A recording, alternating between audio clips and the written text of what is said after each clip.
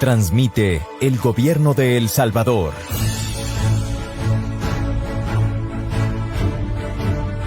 Todos los canales y emisoras deben enlazarse a la cadena nacional de radio y televisión.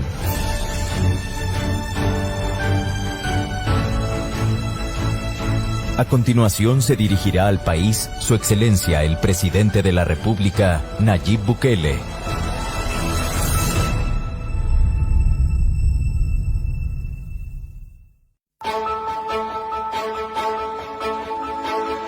Transmite el Gobierno de El Salvador.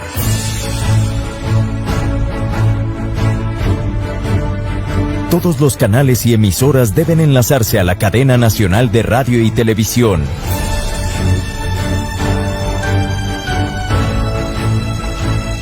A continuación se dirigirá al país Su Excelencia el Presidente de la República, Nayib Bukele.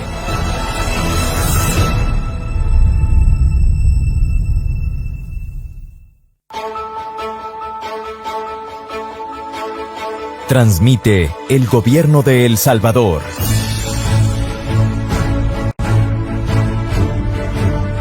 Todos los canales y emisoras deben enlazarse a la cadena nacional de radio y televisión.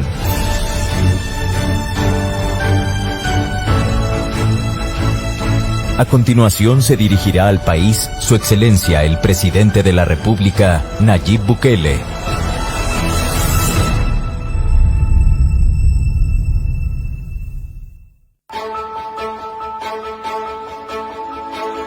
Transmite el Gobierno de El Salvador.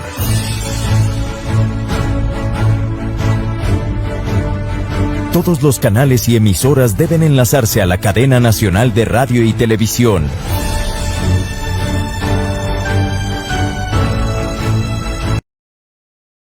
Se dirigirá al país Su Excelencia el Presidente de la República, Nayib Bukele.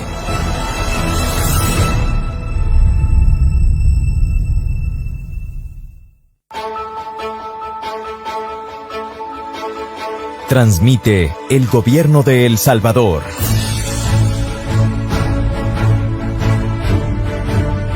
Todos los canales y emisoras deben enlazarse a la cadena nacional de radio y televisión.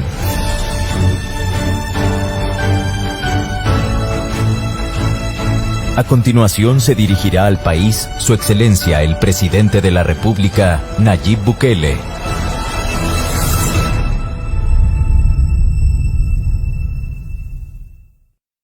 En este momento, presenciamos el ingreso del señor Presidente de la República de El Salvador, Nayib Armando Bukele Ortiz, al Salón de Honor de Casa Presidencial.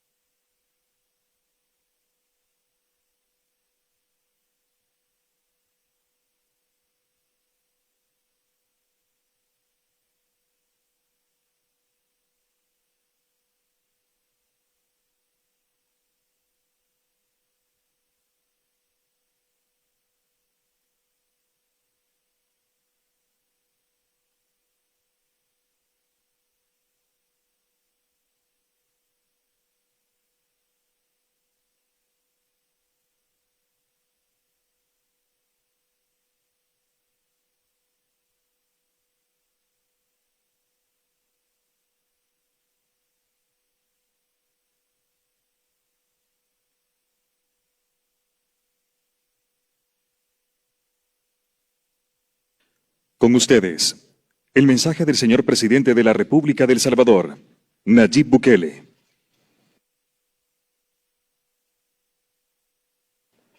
Muchísimas gracias. Buenas tardes a todos. En primer lugar, muchas gracias por asistir en tan corto tiempo a esta convocatoria. A todos los excelentísimos señores embajadores y embajadoras, a los jefes de misiones diplomáticas, acreditadas de nuestro país, bienvenidos a esta que es su casa también. Decidimos convocarlos, como hablamos la vez pasada, que no fuera la única, sino que nos reuniéramos varias veces, y en esta ocasión en especial por la coyuntura que se ha dado en los últimos días en El Salvador, que creo que es importante que lo escuchen de primera mano o por lo menos de la versión de Casa Presidencial. Estoy seguro que habrán escuchado otras también. Para nosotros es importante que las cosas que están sucediendo en El Salvador, que son básicamente un producto de las elecciones del 28 de febrero, que ustedes las monitorearon muy de cerca, y de hecho quiero agradecerles a muchos de sus países por haber enviado observaciones internacionales que garantizaron de alguna manera o ayudaron a garantizar el éxito del evento electoral, que pues no estuvo exento de problemas. Todavía nosotros creemos que nos quitaron 2 diputados, pero fue muy bueno. Es decir, dentro de lo perfecto que no existe, fue muy bueno. Al final la población se sintió representada, nadie contestó los resultados, nadie dijo que los resultados no eran correctos, ni nosotros, ni ningún partido de la oposición. Hubo algunas quejas, yo en lo personal tuve varias, pero no nada que pudiera cambiar el resultado de la elección. Incluso hay un tema que yo sé que las encuestas no solo son encuestas, pero al final las elecciones terminaron dando el resultado que las encuestas dieron, que venían dando desde muchos meses atrás. Yo recuerdo que estaba platicando con alguien de la oposición y me decía, pero es que ustedes, la maquinaria gubernamental les ayuda. Y le dije, te voy a decir 2 cosas. Le dije, la primera es que la maquinaria gubernamental, entre comillas, es un arma de doble filo. Porque si bien es cierto que un gobernante que hace un buen trabajo recibe un premio en el electorado, también es cierto que un gobernante que hace un mal trabajo recibe un castigo del electorado. No es tan cómodo estar en el gobierno. Y eso lo saben ustedes que representan gobiernos. Es decir, estar en un gobierno no es cómodo. Porque cada cosa que haga falta en salud, cada cosa que haga falta en educación, cada cosa que haga falta en infraestructura, si bajan los empleos, si suben los contagios, todo es culpa del gobierno. Y entonces, eso de maquinaria gubernamental está por verse, porque habría que ver mucho los costos de estar en el gobierno, en los que ustedes han oído, me imagino, en muchas ocasiones la frase, el desgaste del poder. Y creo que lo han escuchado en todos sus países, porque efectivamente hay un desgaste. Nosotros no lo hemos sufrido en El Salvador, todas las encuestas nos dan entre un 90, 92, 94% de aprobación, pero eso no ha sido porque nosotros controlemos las casas encuestadoras, que la mayoría son internacionales y o opositoras, sino porque simple y sencillamente la población está contenta del trabajo que hacemos. Y lo reflejaron en las encuestas, lo reflejan en las encuestas, pero también lo reflejaron en las elecciones.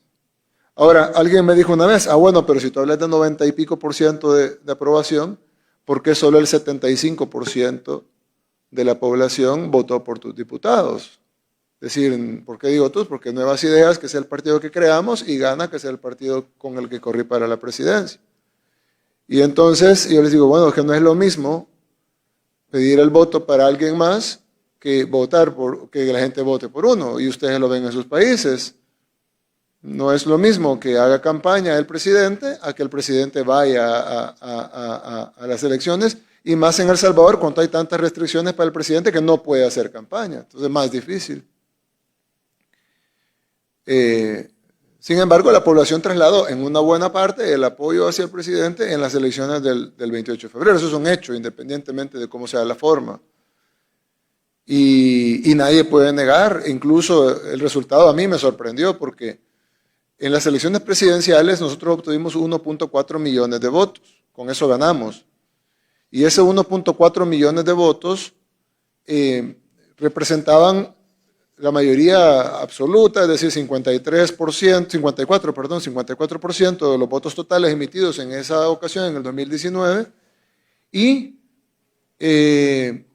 representaba que ganábamos en primera vuelta sin necesidad de un balotaje y 20 puntos arriba del contrincante más cercano, o sea que era una ventaja abultada, suficiente, grande, también con un tribunal manejado por la oposición, igual que en esta ocasión. Y pues la usanza en El Salvador, y de hecho así fue de nuevo, es que la participación en las elecciones legislativas es menor, como pasa en la mayoría de países. Cuando son separadas las elecciones legislativas de las presidenciales, la participación es usualmente menor, porque naturalmente las elecciones legislativas tienden a ser menos interesantes para la población que las presidenciales. No es que valgan menos, pero la población así es en todos los países del mundo. A pesar de que hubo menos participación porcentual en el total, la cantidad de votos subió para nosotros. Es decir, con un pastel de votos más pequeño, nuestra porción fue mucho más grande. Y no me refiero solo en porcentaje, sino en cantidad. Nosotros ganamos con 1.4 millones de votos en el 2019, pero ganamos con 1.9 millones de votos en el 2021. A mí, sinceramente, a mí me asustó, porque ¿cómo es posible de que en el 2019, cuando pues no había desgaste, cuando teníamos 0 días de gobernar, sacáramos en una elección presidencial, sacáramos 1.4 millones de votos y todo el mundo lo catalogó como una victoria abultada, y ahora en una elección legislativa sacamos 1.9 millones de votos, sumando Nuevas Ideas con Gana. Es decir, medio millón de votos más de los que obtuve en la presidencia. Y ojo, yo no iba de candidato. Uno dice, pero la gente asumió. Sí, pero es que no es lo mismo que esté directo el voto a que la gente asume de que esta persona apoya a tal persona. Es una cosa distinta y eso ustedes lo saben en sus países. Porque estamos hablando de las elecciones. ¿Qué tiene que ver? Podemos haber hablado eso otro día, ¿no? Yo creo que es importante porque de ahí deriva lo que estamos viviendo aquí. Hay una lástima que no vino está aquí el 100% de nuestra representación diplomática, a excepción del encargado de negocios de los Estados Unidos. No sé por qué no vino, no le he preguntado. Me preocupa porque cuando uno solo obtiene información de un lado, pues lo más seguro es que va a estar equivocado en su conclusión. Y eso es un hecho. Es decir, no es por quien sea, simplemente es un hecho. No hay ser humano que pueda ver un solo lado de la moneda y que pueda describir la moneda. Eso es imposible. Entonces, si no escuchan nuestra versión, y de seguro están escuchando la versión de la oposición, pues cuando menos, si no están de acuerdo con mi argumento de que están equivocados, cuando menos están parcializados. Ese es el mínimo, ese es el punto mínimo, es que no pueden tener una opinión más que parcializada si no están escuchando la otra opinión.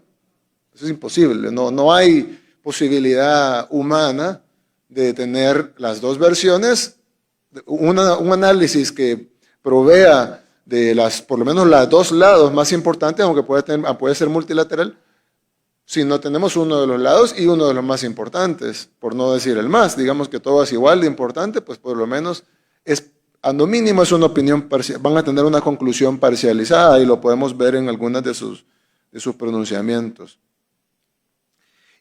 Y me extraña porque aquí nosotros en la mayoría de países que estamos acá tenemos una relación que viene de larga data, y organizaciones como la ONU y la OEA que están aquí también. Son relaciones de larga data, es decir, no estamos hablando de relaciones nuevas en su mayoría. Y ustedes conocen El Salvador, sus países conocen El Salvador, tienen mucha información histórica acumulada de cómo funciona El Salvador, de la Constitución del Salvador, de las leyes del Salvador, etcétera, etcétera, etcétera. Y a mí me pareció algo bien extraño que hubo condenas sobre lo que pasó el sábado. Extrañísimo, de verdad. No nos esperamos en ningún momento una condena internacional. Y no porque fuéramos ingenuos, sino porque no había nada que condenar. Es decir, y no lo digo por el argumento obvio de la autodeterminación de los pueblos o de la soberanía de los países o del hecho o el principio básico en la diplomacia de la no intervención, que eso también está ahí, sino porque aunque hubiese intervención, aunque se permitiera y no hubiese soberanía, aunque digamos vamos a aceptar todo lo que ustedes digan, pero no tenía lógica lo que estaban diciendo. Ninguna lógica, ustedes mismos no lo hubieran permitido en sus países. Y les voy a decir por qué. Cuando yo llegué a la presidencia en el 2019, que ganamos sin ninguna discusión con un tribunal, por eso les toqué el tema de las elecciones, ganamos sin ninguna discusión con un tribunal manejado enteramente por la oposición. Nosotros no teníamos, por Dios, no teníamos ni partido, me cancelaron, no me inscribieron en nuestro partido, nos cancelaron el partido en el cual me inscribí, a último minuto nos tuvimos que inscribir a otro para que nos dejaran participar por lo menos. y con todos los bloqueos ganamos de una manera holgada con más de 20 puntos de diferencia. Y llegamos al gobierno aquí. Y yo lo primero que les dije, bueno, ¿cómo vamos a hacer con la fiscalía? Porque la fiscalía la puso Arena. Y cuando digo que la puso Arena no es porque lo estoy criticando, es porque la puso Arena. Esa fue la negociación. Tú agarras al fiscal y tú agarras al procurador. Y Arena puso al fiscal y el FMLN puso al procurador. Y no hubo condenas de parte de ustedes, nadie se pronunció. ¿Por qué no se pronunciaron? Bueno, porque obviamente no había nada que decir. Era perfectamente legítimo y legal, tal vez antiético, porque no deberían de estarse repartiendo los cargos, pero totalmente legítimo, expresado democráticamente en las urnas. La gente votó mal que mal por Arena y por el FMLN en el 2018, y pues ellos tenían una cantidad de curules en la asamblea con los cuales se repartieron el procurador y el fiscal. ¿Por qué agarró Arena más? Porque el fiscal tiene más poder que el procurador. Sencillo, porque Arena tenía 37 diputados y tenía 23. Se necesitaban mutuamente para formar mayoría, pero Arena dijo, hey, nosotros tenemos 14 diputados más que ustedes, denos la fiscalía a nosotros y ustedes se quedan con el procurador. Y eso es un hecho notorio. Y no solo notorio porque yo lo diga o porque a mí me contaron o les estoy diciendo, como decimos en salvadoreño, el chisme, sino que ahí están los videos con el fiscal cantando el himno de Arena atrás del candidato que iba en contra mía. Y con el chaleco.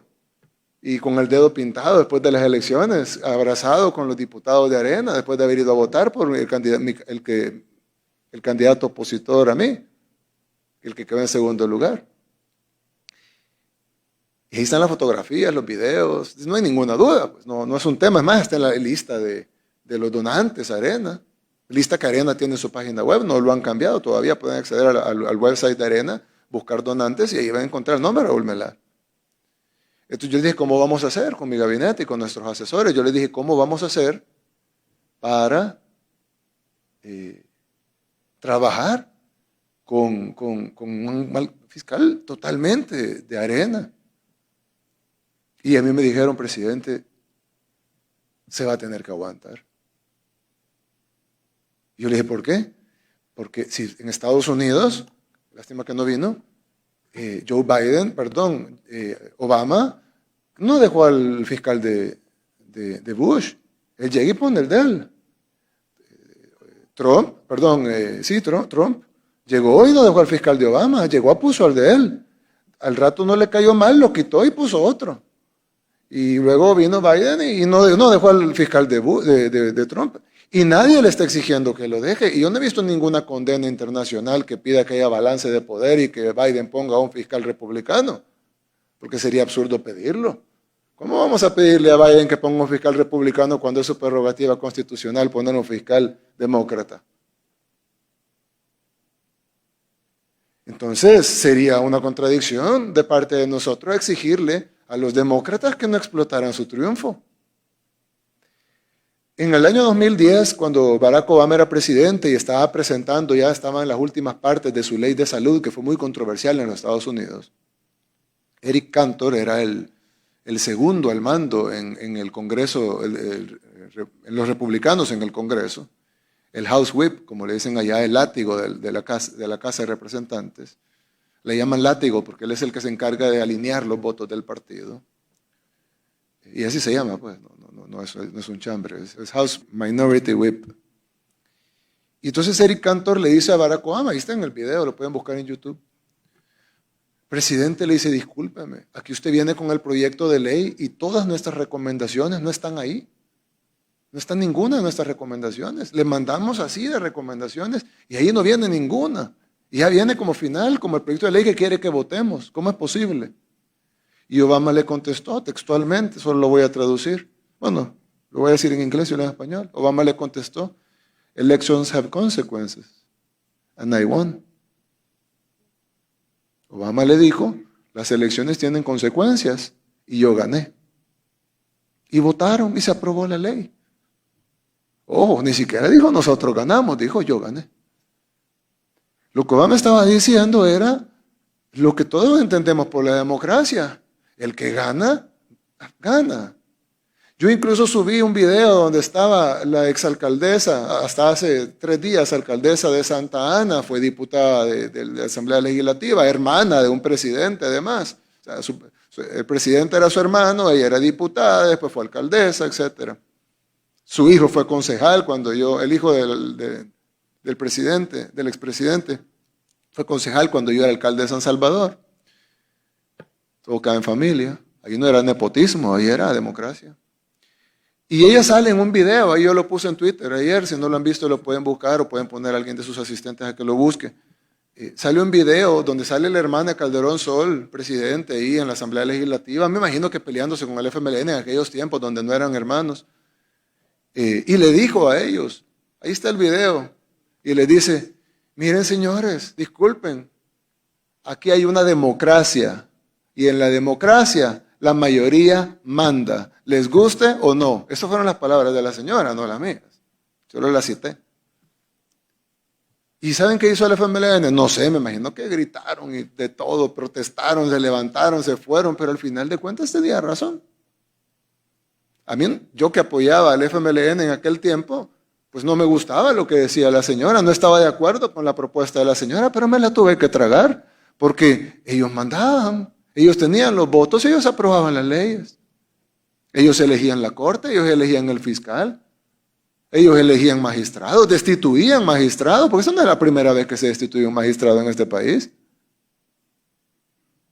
Destituían magistrados, aprobaban leyes.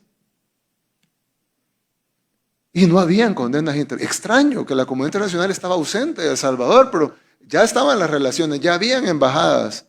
Y nadie dijo nada, nadie le dijo, mire señores de Arena, ustedes no pueden aprobar esa ley porque viola la independencia de pesos y contrapesos. Nadie les dijo nada porque era sabido por todos de que Arena tenía la mayoría y ellos iban a actuar con su mayoría. Porque nadie va a ganar una mayoría para no usarla. Entonces, a mí me extraña que cuando hablo con países donde han hecho exactamente lo mismo y me dicen que está mal lo que estamos haciendo nosotros. A mí me parece, y yo lo he dicho en varias ocasiones, y se los digo de primera mano a ustedes que son nuestros amigos, porque hay una cosa, si a alguien le molesta alguna cosa de las que diga, pues dígamelo, no hay ningún problema, pero estamos entre amigos y por eso nos decimos estas cosas. Si estuviéramos entre enemigos no nos reuniéramos. Nosotros envidiamos a un montón de ustedes, a sus países. Envidiamos el desarrollo que tienen. Nosotros quisiéramos ser como Canadá. Quisiéramos tener un sistema de salud tan envidiable y un sistema de cobertura social como el de Canadá. Nosotros quisiéramos ser como Canadá. Nosotros quisiéramos ser como Japón. Yo hace poco fui a Japón y es un país impresionante. Limpio, ordenado. Es una cosa seguro. Ahí la gente camina a las 3 de la mañana en la calle y yo creo que se le cae la billetera y sale corriendo el de atrás y se la levanta y se la va a dar. Si tienen policías, porque tiene que tener, porque casi ni los necesitan. Es una cosa increíble, es una sociedad desarrollada en todo sentido, no solo en edificios. A nosotros nos encantaría ser como Japón. Yo veo acá, Francia, por ejemplo, para caminar por París, es una cosa, es un paseo por sí solo. Nos encantaría tener ese tipo de infraestructura, edificios, historia, todo. Y así muchos países, pues no voy a mencionar a todos, obviamente que hay muchísimos países que tienen muchas más cosas que nosotros quisiéramos tener. Pero nosotros queremos ser como ustedes, obviamente 1000 veces más pequeños, somos chiquitos, somos del tamaño de Delaware, como le dije yo al secretario Blinken. Sabemos que somos pequeños, sabemos nuestras limitantes, pero nosotros queremos ser en pequeño como ustedes. Pero para poder ser como ustedes, nosotros tenemos que comportarnos como ustedes y hacer lo que ustedes hacen, no hacer lo que ustedes dicen. Porque entonces nunca vamos a ser como ustedes, sino solo una colonia o un país subdesarrollado. Porque nosotros queremos ser amigos de España, como lo somos, no colonia de España. Porque si nunca nos vamos a desarrollar. Es que El documento que nosotros firmamos, que lo estamos celebrando los 200 años, en 1821, espero que no era un papel muerto. A nosotros nos dieron una independencia. Vaya, aquí está. Usted ahora en adelante va a ser país. No colonia, no protectorado. No. Aquí va a ser país. Entonces yo me la creí, pues. Y dije, ¿somos país? Sí. ¿Soberano? Sí. Entonces, ok. ¿Eso quiere decir que vamos a violar los derechos humanos y de la comunidad internacional? No, claro, pues sabemos que somos parte de una comunidad internacional, somos parte de la ONU, somos parte de la OEA, sabemos que hay organismos multilaterales, sabemos que hay banca multilateral, sabemos que hay un Consejo de Seguridad, sabemos que hay una Carta Democrática de las cuales somos firmantes. No, claro, estamos sujetos incluso a la justicia internacional, etcétera, etcétera, etcétera. No estamos diciendo que somos un asteroide entre Marte y Júpiter. No, nosotros somos parte de la comunidad internacional y somos sus amigos y sus aliados. Y lo hemos demostrado.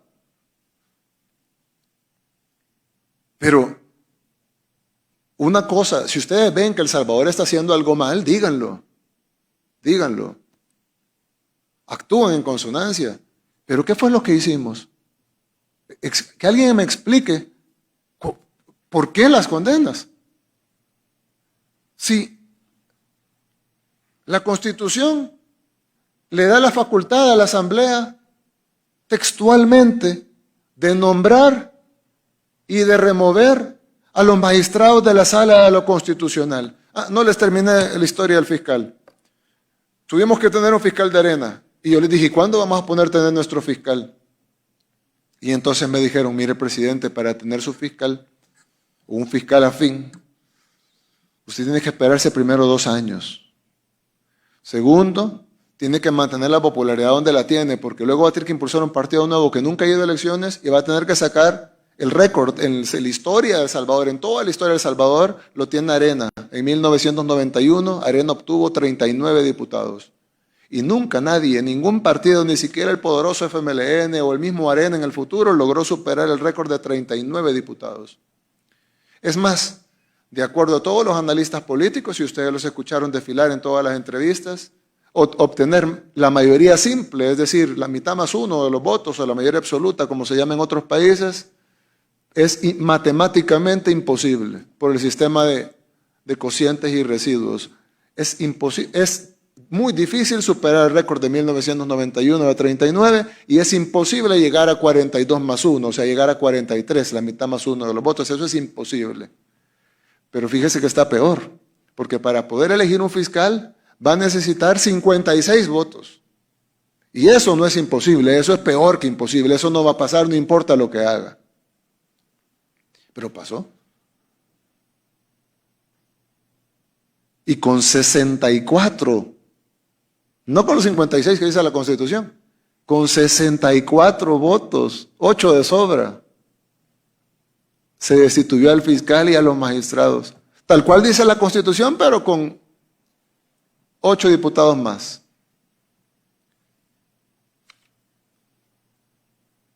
Y así dice la Constitución. Claro, la Constitución no me permitía a mí nombrar un fiscal como se lo permite al presidente de Estados Unidos. A mí me hubiera gustado que fuera así, pero no me dice eso. A nosotros nos obliga a que lo haga la Asamblea Legislativa. Y nos costó, ojo, que no solo es llegar a la Asamblea, nuestro partido tiene primarias libres, internas. Ahí se puede inscribir quien quiera. Yo no conocía al 97% de los diputados. Cualquiera pudo haber dicho no voto. Y todos votaron. Y aplaudieron. Estaban felices por lo que estaban haciendo. Y ellos son los representantes del pueblo. ¿O quiénes son los representantes del pueblo? La ANEP. Sí, la ANEP representa a un sector. Pero ¿quiénes representará más al pueblo salvadoreño? ¿Los 64 diputados que votaron el sábado? ¿O la ANEP? ¿O FUSADES? ¿O el IDUCA? Porque ellos son importantes, claro, son expresiones de la sociedad, ONG con mucho prestigio. Y representan también un grupo con agenda, igual que nosotros. Nosotros también tenemos una agenda. La pregunta es, ¿a qué porcentaje de la población representan? Cuando aquí vino el enviado especial de los Estados Unidos para el Triángulo Norte, como ellos han decidido llamarnos a nosotros, yo siempre digo que no me gusta que nos llamen Triángulo Norte, aunque amo a Guatemala y a Honduras y a todos los países centroamericanos y creo que deberíamos de ser el mismo país. Pero no estoy de acuerdo con que nos llamen Triángulo Norte porque en primer lugar no somos ningún triángulo ni estamos al norte. ¿Norte de qué? Norte de Nicaragua, pero al sur de México. Ellos han decidido llamarnos así, unilateralmente. Algún día lo vamos a llamar el cuadrado de Norteamérica. Entonces, nos dice el Triángulo Norte. Y mandan al enviado especial. Y el enviado especial se reúne con 10 organizaciones de la sociedad civil para escuchar la versión de la sociedad civil, de cómo está el país. 10. ANEP, FUSADES, FUNDE, Cámara de Comercio, las 10 opositoras. Y entonces recuerdo que le dije a alguien, miren, si las encuestas de ustedes, porque ellos hacen encuestas aquí, si las encuestas de ustedes les dicen que el 90% apoya al gobierno, no debe haber sido 9 organizaciones pro gobierno y una antigobierno para que sea un espejo de la población. Porque es lo que más nos importa a nuestros pueblos, ¿no? O, si no creen en las encuestas, vámonos a la elección, 70 y pico %. 7 organizaciones pro gobierno, 3 organizaciones antigobierno. Pero si se platican con 10 organizaciones antigobierno, ustedes no se reunieron con la sociedad civil, se reunieron con la oposición. Ahora, ¿eso es válido? Claro que es válido, por supuesto que es válido. Aquí este país es libre, acá hay oposición, no hay ningún problema. Pero todo con su justa palabra y su justa definición. Se reunieron con la oposición, que tienen derecho a reunirse con la oposición. Hombre, reúnanse 100 veces con la oposición, pero sepan que es la oposición, no es la sociedad civil. Y eso quedó demostrado ayer. 26 organizaciones convocan a una manifestación. Salen los líderes de las 26 organizaciones y llegaron 100 personas a la manifestación. O sea que cada organización social representa 4. ¿Tienen derecho a manifestarse? Sí, ustedes vieron que se reprimiera a la gente. Los golpeamos, les tiramos gas lacrimógeno, como se hace en otros países. Porque yo veo los videos donde están los tanques de agua, les tiran gas lacrimógeno, los golpean, mueren la gente manifestándose. Y no hemos utilizado una lata de gas lacrimógeno. Dejamos que la gente se manifieste todo lo que quieran, ahí ponen insultos, me dibujan en caricaturas, y yo ahí los dejo, que yo les digo todavía veo la foto, vi un policía. ¿Y qué fue lo que dije? Por favor, retiren al policía ya. Y me dice, señor presidente, solo es un policía, solo por si acaso pasa algo, retírenlo. ¿Por qué? Si solo eso está él, no está para reprimir. Retírenlo, porque van a sacar la foto, no vaya a ser que uno de los manifestantes vaya a empujar al policía, el policía vaya a hacerle así, ahí va a hacer la foto y luego va a salir policía, agrede manifestante. Que se vayan, déjenlos que se manifiesten todo lo que quieran. Al final vino la lluvia y se fueron, pero no me van a echar la culpa a mí por la lluvia. Entonces, aquí no se reprime la gente, pero les dan una voz, que tienen derecho a su voz, pero les dan un porcentaje de voz que no tienen en el análisis. Porque es como cuando hacen una encuesta y responden muchas personas de 50 años y dicen, no, miren, usted trae una carga de personas de 50 años mayor al porcentaje de la población que tiene 50 años, lo vamos a ajustar, porque si no la encuesta sale mal. Y por eso es que ellos pensaban que iban a ganar las elecciones y no sacaron nada. Porque calcularon mal sus encuestas, le preguntaron a sus entornos, cuando la población no son sus entornos. Los encuestadores saben cómo hacer clase media, baja, alta, urbano, rural, mujeres, hombres, grupos etarios, etcétera, para tener una fotografía más correcta de la población. Y así es como debería de ser, para que ustedes, si ustedes quieren tener una opinión de verdad de lo que la gente está diciendo. Porque si ustedes se siguen reuniendo, como pueden hacerlo y no hay ningún problema, pero si ustedes solo se reúnen con Funde y el Educa y el otro, Cristosal y ¿cómo se llama? Fusades y todas el CEG y todas esas cosas, pues está bien. Pero son 100% opositores, sépanlo. Unos se dicen de izquierda, otros se dicen de derecha, pero son oposición al gobierno toditos. Antes se entendía más, porque antes había un binomio. Antes estaba Arena y estaba el FMLN. Arena tenía sus ONG y el FMLN tenía sus ONG. Entonces estaba bien ser 5 y 5. Pero ahora los 10 son opositores. Nosotros no tenemos ONGs, porque somos un partido nuevo. Probablemente dentro de 10, 20, 30, 40 años, como tienen ellos, vamos a tener nosotros también nuestras 25 ONGs. Pero ahorita no tenemos ninguna. Entonces nosotros no tenemos una ONG que nos represente en esa sociedad civil que se han inventado. Y digo inventado porque la verdadera sociedad civil es la gente que está en la calle trabajando. La señora que está en el mercado, el obrero que está en la fábrica, el campesino que está en su tierra, labrando su tierra. Ahorita ya no, porque es de noche. Las personas que están en los buses ahorita, que van para sus casas o en sus carros, en el tráfico. La gente que fue a votar el 28 de febrero. Esa es la verdadera sociedad civil. No son los que salieron en la foto el domingo. Esos son un grupo de poder con una agenda. ¿Tienen derecho a ese grupo de poder? Sí. ¿Tienen derecho a tener agenda? Sí. ¿Tienen derecho a dar conferencia de prensa? Sí. ¿Tienen derecho a convocar una manifestación pírrica? Sí. ¿Pero son ellos la sociedad civil? No. Por ejemplo, yo veo el reporte de la OEA que sacan y dicen, nos hemos reunido con la sociedad civil. ¿A qué sociedad civil se reunieron? Se reunieron con unos grupos de oposición, porque la sociedad civil jamás hubiera dicho lo que dice el reporte de la OEA. Jamás. Pregúntenle a la verdadera sociedad civil. ¿O ustedes creen que un gobierno odiado que viola los derechos humanos, que reprime a su pueblo, que, como dicen los reportes que sacan, tuviéramos 90% de aprobación? Sacáramos 75% de los votos. O en elecciones libres, ¿verdad? Porque no hubo represión ni bloqueos. Contados los votos por la oposición. No los contamos nosotros. De hecho, pusimos un montón de recursos y nos los denegaron. No. Así fue. Estoy seguro que nos quitaron 2 diputados. Pero lo que quiero decir es que no encajan los reportes con la realidad. Y yo estoy seguro que allá en Europa, pues el tiempo que le dedican a El Salvador es poco, porque obviamente tienen muchas cosas que ver, pues tienen un montón de temas más importantes, pero ellos dependen de ustedes para que tengan la información correcta de lo que está pasando en el país. O sea, allá en Alemania, allá en Francia, allá en México, allá en Canadá, allá en China, en la Santa Sede, en Corea, en Japón, en la Unión Europea, lo estoy leyendo en orden, no por ningún objetivo en particular. Dependen de ustedes. Señores, ¿qué está pasando? Cuéntenme lo que pasa en El Salvador. Y si ustedes le dicen, no, mire, ese gobierno acaba de hacer un golpe de Estado el sábado.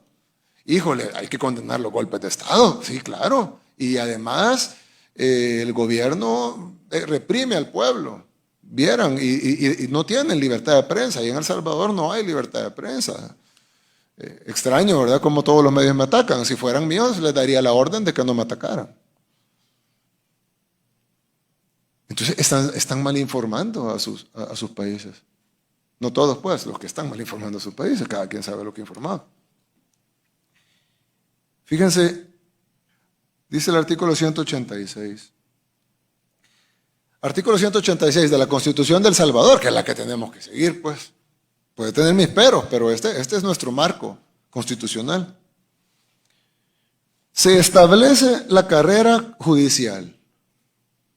Punto. Y aparte, los magistrados de la Corte Suprema de Justicia serán elegidos por la Asamblea Legislativa para un periodo de 9 años. Podrán ser reelegidos, es decir, podrán quedarse 18, ¿verdad? O 27. Y se renovarán por terceras partes cada 3 años. Es decir, en una situación normal, pues cada 3 años se renueva la tercera parte de la Corte. Punto. Y luego dice, podrán ser destituidos por la Asamblea Legislativa por causas específicas previamente establecidas por la ley. Punto. Y luego dice, tanto para la elección como para la destitución, deberá tomarse con el voto favorable de por lo menos los 2/3 de los diputados electos. Punto.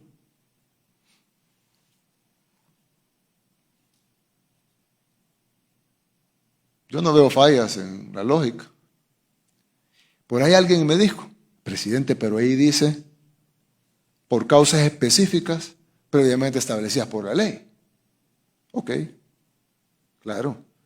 Los diputados leyeron 29 páginas de causas específicas previamente establecidas por la ley. Ah, presidente, pero es que eso lo tiene que determinar un juez en un proceso con fiscal y defensores y con derecho a la defensa, y tiene que escucharse la parte y luego tiene que haber un fallo. ¿Y eso es donde dice? Aquí no dice eso. Aquí dice que podrán ser destituidos por la Asamblea Legislativa por causas específicas previamente establecidas por la ley. Tanto para la elección como para la destitución deberá tomarse con el voto favorable por lo menos 2/3 de los diputados electos. ¿A quién le está dando la Constitución la facultad de determinar cuáles son las causas específicas previamente establecidas por la ley? A la Asamblea Legislativa. Si aquí dice. Es decir, la Constitución obliga a los diputados a que razonen su destitución. No pueden destituirlos porque les sacó la lengua. Tienen que destituirlos por razones específicas previamente establecidas por la ley. Pero no dice que lo tiene que determinar un juez o que tiene que irse a un juicio o que tiene que hacerse una especie. Aquí no dice ningún tipo de proceso. Lo que sí dice es que lo harán los diputados con 2/3 de los votos como mínimo y que tienen que razonar lo que digan. Tienen que haber causas específicas. Los diputados las dieron 29 páginas de causas y ahí están. Les podemos dar una copia incluso, o creo que están en las redes sociales. ¿Dónde está la violación aquí? ¿Cómo pueden condenar algo que es lo que dice porque cumplimos la Constitución? Porque si no la cumpliésemos, hay gente que alegaría soberanía y todas esas cosas. Pero aquí no estamos hablando de no cumplir, aquí estamos hablando de cumplir al pie de la letra. Entonces, parecería que les pasa lo que le pasa al encargado de Estados Unidos, que no escucha la versión, les dicen a saber que es Andrés en otro lado y termina publicando eso porque no escuchó la otra parte, cuando es evidente que podíamos tomar esa decisión. Claro, no lo podía hacer yo como presidente, porque aquí no dice el presidente podrá destituir. Por eso no lo hicimos en el 2019. Yo lo hubiera quitado el primer día. Pero aquí no dice que puedo hacerlo. Y estoy sujetado a esto. Y los diputados también están sujetados a esto. Y los magistrados también están sujetados a esto. Ahora resulta que yo estoy sujetado a la Constitución, como siempre me lo dijeron durante estos 2 años. Los diputados están sujetados a la Constitución, pero los magistrados no están sujetados a la Constitución, porque ellos, aunque la Constitución diga que pueden ser destituidos, de repente no pueden ser destituidos. No entiendo. Entonces, a nosotros nos preocupa porque esta asamblea, estos diputados, mejor dicho, porque la asamblea se compone de otros diputados también, los que no votaron, aunque sean minoría, pero esta asamblea está haciendo lo que prometió. Está cumpliendo. Por eso es que ustedes no ven manifestaciones, bueno, grandes manifestaciones en las calles. No es porque el pueblo no se manifiesta, que el pueblo salvadoreño sea timorato, o sea que hasta una guerra hubo de 12 años civil. Aquí estamos acostumbrados a darnos duro. Si por un partido de fútbol a veces hay muertos. Aquí no son suaves, que no son tranquilos, no. El pueblo está contento. Yo recibo una encuesta diaria, de todo lo que es el gobierno, evaluación, etc. Subimos 2 puntos hoy.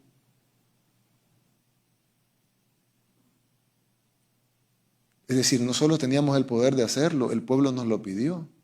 El pueblo te estaba pidiendo, el pueblo votó por eso. ¿Dónde está el derecho del soberano?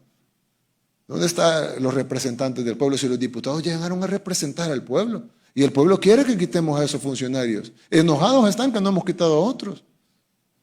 Y no es el mandato del pueblo, del soberano. Pues nosotros, pues, hay países con reyes, nosotros no. El soberano es el pueblo. Y nosotros tenemos un soberano que es el pueblo. Y ellos definen qué es lo que quieren. Y ellos quieren que quitemos a los magistrados. Y no lo hicimos con balas como lo quiso hacer el FMLN. No lo hicimos a la fuerza, no lo hicimos matando a nadie. Ni siquiera tuvimos que usar a la fuerza pública, o dígame a dónde están los antimotines golpeando al pueblo. Porque muchas veces los gobiernos toman medidas impopulares y les toca ir a golpear al pueblo a la calle. Es tan popular la medida que abran la ventana. No, aquí abran cualquier ventana en cualquier parte del país, vayan a San Miguel, a La Unión, a Chalatenango, a Soyapango, aquí en San Salvador, a Mexicanos, a cualquier área, a cualquier lugar del área metropolitana. Vayan a Sonsonate, vayan a la playa, vayan donde los pescadores, pregúntenle a la gente, mire, ¿usted está a favor o en contra? No, hombre, está bueno que los hayan quitado. Ojo, que el 1% de la población puede hacer mucho ruido, porque El Salvador tiene 7 millones de habitantes, el 1% son 70,000. Si ellos pudieran galvanizar al 1% de la población, nos ponen 70,000 personas en la calle. Quitamos a los bebés, nos ponen 50,000 personas en la calle. Los bebés y los niños pequeños y los muy ancianos. Nos ponen 50,000 personas en la calle con el 1% que pudieran movilizar. Y no pueden poner 50,000 gentes en la calle, ni 10,000. Y los de la comunidad internacional que se molestaron es porque los malinformaron. No les dijeron que la Constitución de El Salvador lo aceptaba, y no les dijeron que era el resultado de una elección libre y democrática, y no le dijeron que era lo que el pueblo pedía. Entonces, ¿de qué lado están? De la oposición. Del FMLN, que sacó 4 diputados, 3 de ellos por residuo.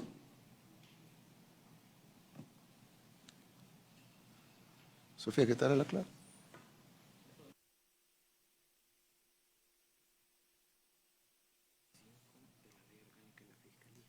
Este es el artículo 25 de la Ley Orgánica de la Fiscalía.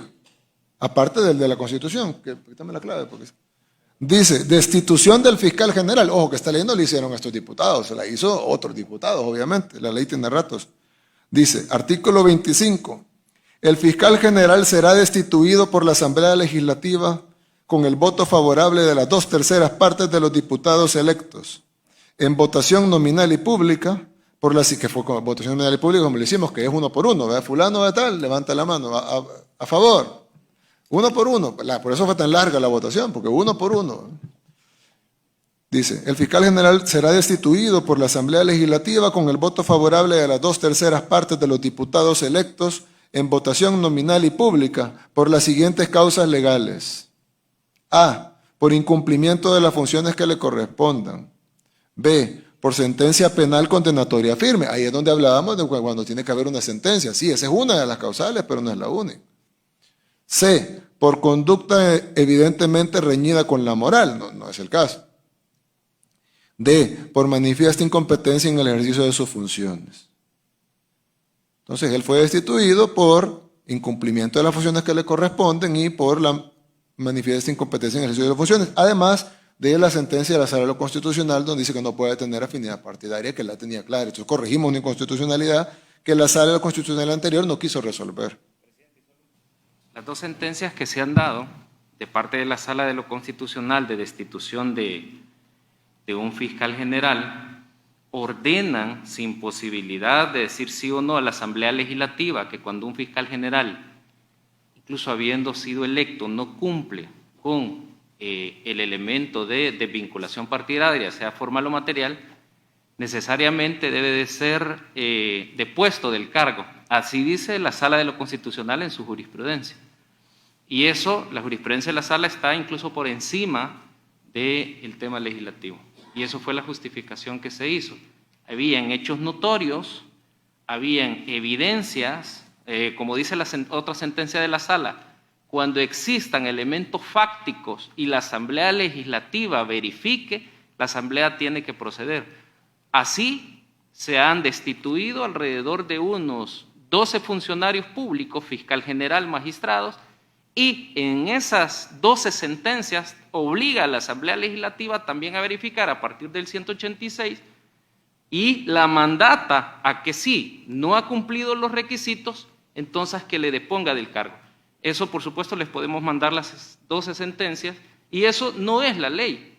Eso es el mandato de una sala que en nuestra jurisprudencia, así como las diferentes cortes que ustedes tienen, hemos tenido la oportunidad de verificarlas, la jurisprudencia se equipara al texto de la Constitución. Es decir, la Asamblea no tiene la posibilidad de decir o no si un funcionario incumple de destituirlo. Y eso es lo que sucedió. Ojo, que Javier se refiere a la sala como el organismo, la institución. Sí. Los magistrados de la sala que pronunciaron esas sentencias han sido muchos magistrados en diferentes tiempos. Sí, las salas anteriores. Salas anteriores. De hecho, perdón, presidente, la jurisprudencia tiene vinculación independientemente del carácter subjetivo del magistrado, es decir, la persona. Y eso, solo lo comento rapidito para darle la palabra al presidente, fue el quebrantamiento de esta sala, lo digo con todo el conocimiento de toda la jurisprudencia, y el apartamiento de su misma jurisprudencia. Por ejemplo, hay un mandato en la reforma del artículo 90 del 1 en el año 97, donde dice la Asamblea Constituyente que ningún derecho puede ser protegido si no se protege el derecho a la vida. Y esa sentencia lo retoma la Sala de lo Constitucional en diferentes sentencias. Por el caso, por ejemplo, de la sentencia 19-2012, donde declaran inconstitucional al presidente de la Corte Suprema de Justicia y obligan a la Asamblea Legislativa a verificar los requisitos que un magistrado tiene, y el primer requisito es ver el carácter personalista de la Constitución, es decir, proteger los derechos fundamentales. Y de ahí ustedes conocen muchísimo la historia de cómo cambiaron su jurisprudencia, cómo no dieron las medidas necesarias, la modulación que dijo la Asamblea Legislativa, donde, por ejemplo, declaran inconstitucional los mecanismos al presidente. Estoy hablando de decretar la emergencia. Estoy hablando de los 29 decretos que se declararon inconstitucionales, todo el Código de Salud, pero no dan medidas alternativas, como por ejemplo lo hizo la Corte Constitucional de Colombia, o como por ejemplo lo hizo el Tribunal Federal Alemán cuando le presentaron las demandas. ¿Cuáles son las medidas? Eso se llama modulación de sentencias, que la Sala tuvo que haberle puesto plazo, tuvo que haberle ordenado a la Asamblea Legislativa en un tiempo correspondiente, como lo hizo en el año 2011 y 12, cuando ordenó a la Asamblea que legislara el voto cruzado. Y dijo la Sala, si no lo legisla, aplique directamente la Constitución al Tribunal Supremo Electoral. Estamos hablando de derechos electorales, derechos fundamentales. Con mayor razón cuando se trata del derecho a la vida, dice su misma jurisprudencia, y el derecho a la salud. Y bueno, hay muchos más elementos, pero... No, pero es excelente porque esos son parte de los motivos por los cuales fueron destituidos. Y puedo añadir algo, y con todo el respeto de la Asamblea Legislativa, aún a la Asamblea Legislativa en el documento, en las 29 páginas, le faltaron ciertos requisitos, ciertas infracciones que debió incorporar. Aquí hay alrededor de 7 demandas de inconstitucionalidad que presentaron médicos, porque la Sala admitió las demandas de médicos, por ejemplo, en un caso del Seguro Social que estaban aplicando una medicina a niños, y la Sala en ese momento dijo, los médicos tienen la legitimación activa. ¿Qué es eso? Que pueden demandar a partir de la defensa del interés colectivo de la salud. Aquí hay 7 demandas que presentaron los médicos a la Sala diciéndole, hay violación masiva de la salud, Sala. O sea, ordénele a la Asamblea Legislativa. ¿Cuántas fueron admitidas? Ninguna. Y lo digo con el respeto y cariño que les tengo a los ex magistrados, platicando con los 5, yo les decía, pero ¿por qué no lo admiten? Y ellos, los 5, me decían, lo estamos analizando, frente a una pandemia. Y lo quiero decir acá. ¿Qué pasa si, y lo digo acá, Dios no hubiera dado la guía al presidente de ordenar hacer el hospital en el menor tiempo posible? Estuviéramos colapsados de personas que ya hubieran muerto o personas ya contagiadas de salud. Entonces, la Sala, por omisión y por acción, comete infracciones. Y esto lo dice el 186, porque el 186 tiene 2 vertientes. Una, la competencia que le da la sala de declarar o destituir magistrados y destituir funcionarios, lo ha hecho 12 veces, pero también le da la competencia a la Asamblea Legislativa. Y la sala, la competencia se la autoatribuye a ella por ser el máximo intérprete. A la Asamblea Legislativa se lo da el constituyente, nuestro máximo intérprete, nuestro contrato social, se lo da expresamente, y lo ha leído el presidente. Se lo da expresamente y dice, la Asamblea Legislativa podrá destituir por causas predeterminadas. Platicábamos con la embajadora y me decía ella una duda muy interesante. Lo que pasa que las causas, lo comentaba, me imagino por alguna plática, las causas predeterminadas deben de estar en la ley. Yo decía, no solamente están en la ley.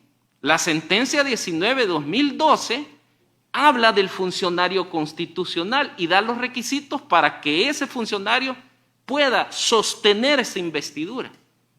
Y a partir de eso le mandata a la Asamblea que si el funcionario no cumple, no solamente que no lo elija, sino que lo deponga. Eso lo dice la jurisprudencia. Entonces, el sustento, y de verdad lo digo con todo el respeto de la Asamblea Legislativa, todavía le faltaron elementos más para agregar el sustento y las infracciones predeterminadas por la jurisprudencia, no, ni siquiera por la ley, sino por la jurisprudencia que tiene un nivel, dice las sentencias de la sala, igual que el texto constitucional. Y hay más, pero, perdón, presidente. No, y hay una cosa que resaltar de lo que dijiste, Javier. No lo había pensado ni siquiera. La sala de lo constitucional ha destituido magistrados. Perdón, ha destituido funcionarios, ministros. Recuerdo cuando destituyeron al ministro de Seguridad. Ah, bueno, se metió en el Ejecutivo. ¿Sí? Porque decían que era militar. Era militar, pero estaba de baja, pero lo quitaron, independientemente si era bueno o no, lo quitaron.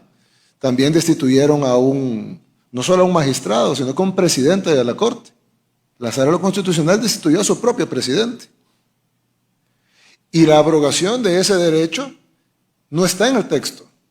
Es correcto. El texto constitucional no dice la Sala de lo Constitucional podrá destituir magistrados, ministros, no lo dice. Y ellos, a interpretación, se lo autoatribuyeron. Pero el texto constitucional sí atribuye expresamente a la Asamblea la facultad de destituir magistrados. Es decir, no es algo autoatribuido como hacía la sala, sino que es algo textual que dice la Constitución. La Asamblea Legislativa podrá destituir. No hay nada que discutir. Y perdón, presidente, no es opción. Ah, bueno, de acuerdo a lo que tú decís de las sentencias, los obliga a que lo destituyan. No es que si quieren destituirlo o mejor no. O mejor hagámosle caso a nuestros amigos y mejor bajémosle esto y los destituimos después. No. Obliga a destituir, claro. Otra cosa es el incumplimiento que habían hecho la anterior asamblea. Pero además, en el elemento ideario que dice la sentencia de transfugismo, una sentencia que tuvimos donde la Sala de lo Constitucional dice, cuando se venden ofertas electorales, cuando se venden los partidos políticos idearios electorales y el pueblo decide establecer el pastel o configurar el pastel de la Asamblea Legislativa, no tienen opción más que cumplir los mandatos del pueblo. El pueblo viene, elige diputados, cometen el error, el mismo pueblo corrige. ¿A dónde corrige? Diciéndole, destituya porque además es su obligación a partir del 186. ¿Había posibilidad para la Asamblea Legislativa de decidir si mantenía o no los magistrados? No. ¿Por qué? Por las infracciones que señala la 19/2012, la sentencia. La 49/2011 también. Y puedo citar más sentencias. Por eso insisto que al documento, que si bien está bien elaborado, todavía le faltaron infracciones más que realizar. Entonces, ¿la Asamblea tenía que hacerlo sí o sí? Sí. ¿Y eso quién lo decía? La misma jurisprudencia, que se equipara al texto de la Constitución. Sí. Y solo para que no quede como que no estaba, el artículo 192 de la Constitución, textualmente, el fiscal general de la República, el procurador general de la República y el procurador para la defensa de los derechos humanos serán elegidos por la Asamblea Legislativa por mayoría calificada de los 2/3 de los diputados electos. Durarán 3 años en el ejercicio de sus cargos y podrán ser reelegidos. La destitución solamente procederá por causas legales con el voto de los 2/3 de los diputados electos. Y luego dice también que fue uno de los elementos, dice, para ser fiscal general de la República o procurador general de la República se requieren las mismas cualidades que para ser magistrado de las cámaras de segunda instancia. Y pues no, el ex fiscal no solo incurrió en todo lo anterior, sino que además no tenía los requisitos para ser magistrado de cámara de segunda instancia, por lo tanto mucho menos podía ser fiscal general, porque así lo dice la Constitución. Entonces, los diputados anteriores cometieron una inconstitucionalidad al elegirlo. Esa inconstitucionalidad se presentó en diversas demandas de inconstitucionalidad ante la sala no resolvió a tiempo esas demandas, y luego la población se encargó vía electoralmente de remover a los diputados que estaban, poner nuevos diputados que se encargaran de corregir esas inconstitucionalidades. Y los nuevos diputados tenían, de acuerdo a las sentencias, tenían que corregir esas inconstitucionalidades porque si no caían en inconstitucionalidad por omisión y cometían la misma infracción, por no llamarle otra cosa, de los diputados del 2018 a 2021. Las infracciones legales del fiscal, que eran más notorias, están en la sentencia cuando declararon inconstitucional al exfiscal Astor Escalante. Están en la sentencia cuando se declaró inconstitucional el presidente del Consejo Nacional de la Judicatura. Están en la sentencia cuando se declaró inconstitucional a los magistrados del Tribunal Supremo Electoral. Están en las sentencias cuando se declaró inconstitucional a los magistrados de la Corte de Cuentas. Eso se llama vinculación material partidaria. Eso es, dice el constituyente a través de la sentencia, imposible. Que un funcionario esté ahí, la Asamblea no está facultada para elegirlo, pero además está obligada a destituirlo en caso se dé la infracción. Exactamente. Bien, esa era nuestra exposición. Quien quiera tomar la palabra, por favor. Bueno, muchas gracias por la reunión una vez más y gracias por todas estas explicaciones. Yo no me he reunido con la oposición. Si lo quisiera lo podría hacer porque sé que lo puedo hacer, pero no me he reunido.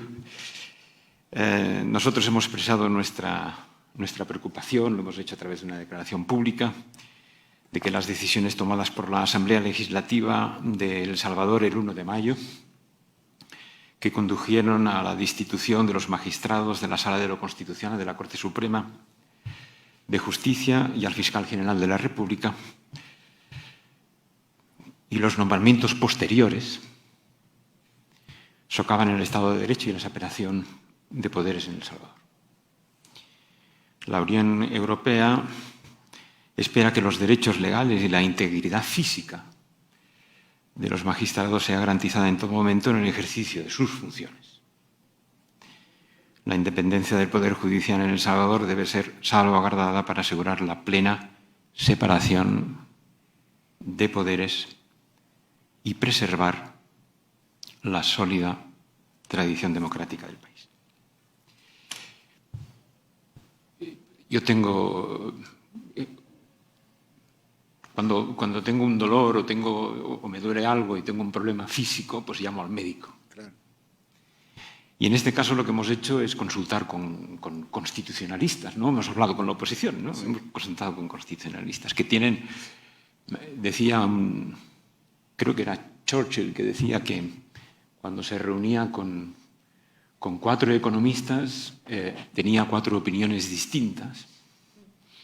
Y cuando uno de los economistas era Keynes, tenía 5 opiniones distintas, porque él daba 2 opiniones distintas, ¿no? Pues bien, en este caso no hemos recibido demasiadas opiniones distintas, hemos recibido opiniones bastante homogéneas, opinando de que había un cierto margen de duda, alguna área gris sobre el tema de la destitución, pero que estimaban de que se tendría que haber aplicado el artículo 236 de la Constitución, porque no había legislación secundaria, es lo que me han dicho, yo no soy experto en estos temas, que no había ningún margen de duda sobre el nombramiento de los magistrados, que era claramente inconstitucional porque no se había seguido el artículo 186 de la Constitución. Esto es lo que me han dicho, yo no puedo juzgar porque obviamente no soy ni constitucionalista de mi propio país, tampoco lo puedo ser, ni me atrevería a serlo de El Salvador. Más allá de los temas jurídicos, que son ciertamente importantes, ¿no? Yo creo que también hay un tema de la imagen, ¿verdad? Es decir, cómo un parlamento en una hora destituye a unos... En muy poco tiempo, ¿no? Porque yo estuve siguiendo en la televisión, pues, a partir, no sé qué hora era, pero a partir de las 7 o así, ¿no? Y entonces, pues, fue chocante, ¿no? Evidentemente, puede haber argumentos a favor o en contra, yo no puedo entrar en esto porque soy licenciado en Derecho, pero muy ignorante en Derecho, ¿no? Pero no cabe duda de que fue chocante ver que, sin trámites previos, se destituía a unos magistrados sin que ellos pudieran decir prácticamente nada, ¿no? Entonces yo creo que esa preocupación es la que viene siendo reflejada en declaraciones de países con una amplia tradición democrática. Quizá todos estamos equivocados. Canadá, la Unión Europea, el secretario general de la OEA, el secretario general de Naciones Unidas, Costa Rica. Es posible que todos estemos equivocados, pero yo creo que se trata de gente que tiene un aprecio por la democracia y que son amigos de El Salvador. Yo me considero un amigo de El Salvador. Sí, claro, claro. No hay duda de eso. Un amigo quizás equivocado, pero un amigo. Un gran amigo, sí. Y un amigo que habla con la oposición, pero en este caso no he hablado de este tema con ellos. Y yo creo que esta es un poco la preocupación. Y nuestro objetivo es ayudar a El Salvador en estos temas. Y yo creo que es importantísimo de que cuando existe una gran mayoría por parte de este gobierno en la Asamblea Legislativa, es importantísimo de que esa gran mayoría sirva para reforzar la democracia. Yo creo que ese sería el mayor servicio, ¿no? Más allá de ayudar a la población, más allá de favorecer el crecimiento económico. Yo creo que una de las grandes tareas que podría tener un gobierno con mayoría cualificada en la Asamblea Legislativa es reforzar la democracia en el país y no debilitarla. Y la democracia tiene un problema, y es que cuando no se refuerza, se debilita. Y yo creo que esa es una gran responsabilidad que tiene usted como presidente de la República y, desde luego, una gran responsabilidad que tienen los diputados de la Asamblea Legislativa. Muchas gracias. Gracias, embajador. Bueno, mientras tanto, solo decir, embajador, dos cosas.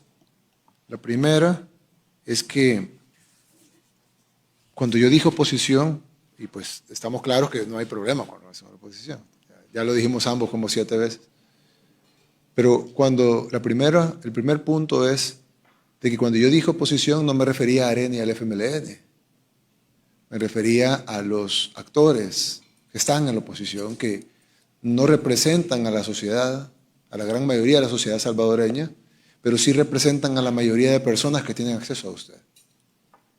Porque el problema es, y creo que en eso es donde se equivocan nuestros amigos, estamos claros que usted es un gran amigo del país, yo sé que usted de verdad, de corazón, es un gran amigo de El Salvador, y hemos trabajado juntos desde que yo estaba de alcalde, no es una cosa que me la está diciendo ahorita, eso yo lo tengo claro. Pero yo creo que el error que han cometido nuestros amigos, porque un amigo se puede equivocar, y muchos amigos se pueden equivocar también, el hecho que 5 personas piensen lo mismo no quiere decir que tengan la razón. En Alemania, decenas de millones de personas pensaban que estaba bien quemar judíos en un horno. Es decir, mucha gente puede estar equivocada. Y aquí están equivocados. Y les voy a decir por qué. En primer lugar, porque la definición de democracia no es que los poderes fácticos tengan una cuota de poder en el gobierno. La definición de democracia es que el pueblo escoge a sus representantes, los que puede elegir de manera directa, y ellos escojan a los otros representantes que elige el pueblo de manera indirecta. Por eso que se llaman elecciones de segundo grado. Son de segundo grado no porque sean menos importantes, sino porque no son elecciones voto popular, sino que ellos eligen a los demás. Pero es lo mismo. El pueblo elige a estas nuevas personas para que estas nuevas personas elijan a nuevas personas. No eligen a las nuevas personas para que dejen a las viejas personas. O no eligen a las nuevas personas para que elijan al gusto de la oposición. Sino el pueblo hubiera dado un balance en la asamblea. Y eso es algo que es bien importante. En El Salvador siempre fue necesaria la negociación en la asamblea. Siempre. Para bien o para mal. Usted sabe que en El Salvador se hizo con dinero oscuro. Lo que aquí le llamamos los maletines negros, porque literalmente iban en maletín negro el dinero. Y incluso recuerdo la conversación que tuvimos con la representante de la Unión Europea y me decía, no queremos que vuelva a pasar, que nuestros fondos se los roben para la partida secreta, como hizo el expresidente Funes. Y ese dinero, y lo saben ustedes porque ha sido, bueno, está denunciado, etcétera, hay documentos, firmas, etcétera. Ese dinero se utilizaba para comprar votos en la Asamblea Legislativa, para armar mayorías parlamentarias y lograr mayorías que el pueblo no había dado. Lo que para ustedes tal vez es extraño es que por primera vez hay una mayoría total, absoluta, impresionante, otorgada 100% por el pueblo. Es la primera vez. Y ojo, ni yo me esperaba un resultado así. Pero como dijo Barack Obama, y no es que sea el gran filósofo del siglo XXI, pero es una persona con un cargo, que ostentó un cargo importante 2 veces, y las elecciones tienen consecuencias. Una abrumadora mayoría como esa, que no se había visto en la historia de El Salvador, va a tener consecuencias en el país. Y eso no es erosionar la democracia, eso es fortalecer la democracia. Erosionarla sería hacer lo mismo de siempre, cuando la gente está votando por un cambio. Y ojo, tomando la decisión del pueblo como una masa, si el pueblo hubiera decidido darle la mitad de la asamblea a un partido y la otra mitad dividida en todos los demás, pues ahí el pueblo hubiera dicho, miren, hay decisiones que se las damos a ustedes solos, pero hay decisiones que queremos que la consulten con sus opositores. Pero en este caso el pueblo dijo, ese es el mandato del pueblo y no está, nadie lo discute. El pueblo dijo, les damos suficientes votos para que no tengan que negociar con nadie y para que tomen las decisiones el primer día si es necesario, porque no tienen que irse a sentar horas y horas a negociar o intercambiar dinero o intercambiar cargos, o te doy al fiscal y vos me das al procurador, porque el pueblo dio un mandato total. Es extraño eso en las democracias, pero así pasó. ¿Cuándo va a volver a pasar? No lo sé, pero en el 2021 pasó. Probablemente en el 2024 la gente vote por una asamblea más balanceada. Pero en el 2021 la gente votó por una asamblea no balanceada, cargó totalmente los dados en un lado y dijo, aquí quiero y acá quiero que se tomen las decisiones. Pero fue una decisión totalmente democrática. Entonces, y yo se los dije la vez pasada que estuvimos aquí, la institucionalidad, nosotros tenemos una institucionalidad fuerte, que se debe fortalecer, más todavía. Pero es una institucionalidad democrática, es decir, es una institucionalidad que tiene la base de la democracia, la decisión del pueblo. Si el pueblo decidió que esa institucionalidad cambiara, tiene que cambiar. Porque si la institucionalidad no cambia, a pesar de la decisión del pueblo de que cambie, entonces no es democrática. Será aristocrática, será plutocrática, será oligárquica, será fáctica, pero no sería democrática. Para que sea institucionalidad democrática, debe responder al mandato democrático. Y el mandato democrático es cámbienlos. Si nosotros queremos decir, no, Arena y el Frente o los 4 abogados constitucionalistas dicen que tiene que ser así, no sería institucionalidad democrática, sería aristocrática. Esta élite con la que yo hablé dice que tiene que ser de esta manera. Pero eso no es democracia, porque el pueblo dijo otra cosa. Y ojo, no estoy hablando de que el pueblo puede decir cualquier cosa, estoy hablando que está escrito en la Constitución. Ahora, lo que usted me dijo, que habían opiniones grises y que algunos, pero lo que sí estaba claro era la elección. Porque la elección dice que en el artículo que tiene que ser de la lista del CNJ. Ese es para la elección, no para una sustitución. Y eso no me lo estoy inventando yo. Hay otro artículo, el artículo para la institución del presidente y de todas las elecciones, incluyendo los magistrados, hay otro artículo, el de incapacidad mental. ¿Cuál es ese artículo? Hay un artículo que lo discutimos la vez pasada, que por cierto, hablando de eso yo les dije, y recuerdo que estaban la mayoría de ustedes aquí, yo les dije, deberían de pronunciarse, habían pasado 2 días. Yo les dije, deberían, y no nadie se había pronunciado. Yo les dije, deberían de pronunciarse en contra del intento de los diputados de destituir al presidente. Se los dije, a todos ustedes, como consejo. Yo no necesitaba, porque yo sabía que no tenían el poder político para destituirme, pero se los dije, como un consejo. Yo les dije, les aconsejo que se pronuncien públicamente en contra del intento de destitución del presidente por parte de la Asamblea Legislativa. Porque si ustedes no se pronuncian, se los dije en ese momento, aquí estábamos en esta mesa, cuando venga otro motivo similar, venga otra coyuntura similar y se quieran pronunciar, van a carecer de credibilidad. Porque no es posible que la comunidad internacional, o por lo menos los países que usted menciona, estén indignados y no dijeron nada cuando intentaron destituir al presidente. Con un agravante, que destituir a un magistrado, están destituyendo a alguien que ellos eligieron. Y usted como abogado sabe que en derecho las cosas se deshacen como se hacen. Si los diputados eligen a los magistrados, los diputados destituyen a los magistrados. Pero los diputados no eligen al presidente. Es muchísimo más grave que los diputados quieran destituir a un presidente legítimamente electo en democracia en primera vuelta con una ventaja abrumadora sobre sus opositores. Y nadie dijo nada. No hubo condena de la Unión Europea, no hubo condena de Canadá y de los demás países que mencionó, de la OEA, de la ONU, y yo creo que de la OEA, pero los demás no. Y yo les dije, ojo, no se lo digo por petición porque no necesito que se pronuncien, pero se lo digo como consejo, pronúnciense, porque no van a tener con qué credibilidad pronunciarse después. Y eso es lo que está pasando ahorita. Y vean la reacción del pueblo salvadoreño. Gente con credibilidad pone algo y la gente le dice no, porque la gente se molesta porque se nota que están cargados a un lado. Ahora, hablando lo de la sustitución. Solo para aclarar, el 131, numeral 20, es el que habla de declarar con no menos de 2/3 de los votos de los diputados electos la incapacidad física o mental del presidente. Sí, y solo para aclarar, presidente, en esa plenaria se pasaron 3 piezas de correspondencia. 1, aplicar este artículo.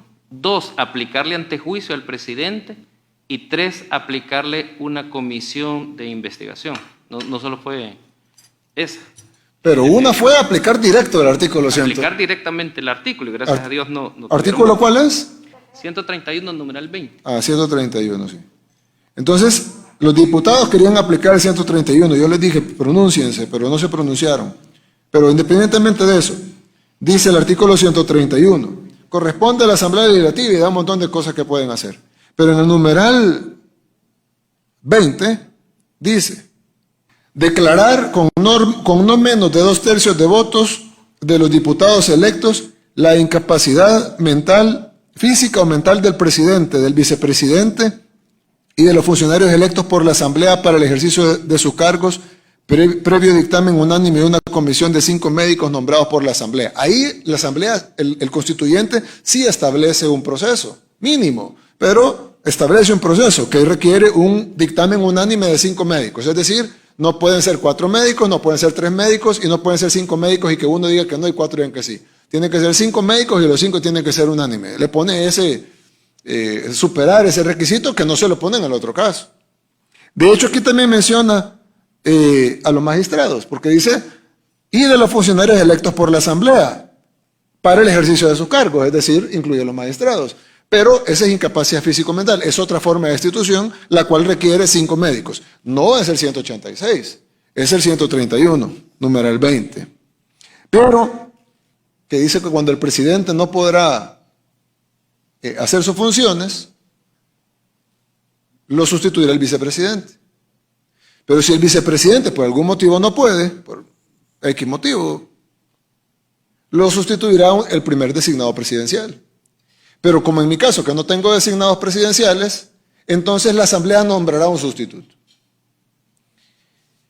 Si equiparáramos la sustitución a la elección, como hicieron los abogados constitucionalistas a los que usted consultó, entonces, diría la Constitución, tendrán que ir a hacer una elección nacional en donde voten todos los salvadoreños mayores de 18 años con campaña electoral de 90 días y tendrá que ganar con la mitad de los votos más uno, o si no, seguirá una segunda vuelta con el segundo lugar. Y ahí tendrá que ganar con la mitad de los votos más uno, porque esa es la elección del presidente de la República. Pero no, dice que para sustituirlo, la Asamblea nombrará un sustituto, punto.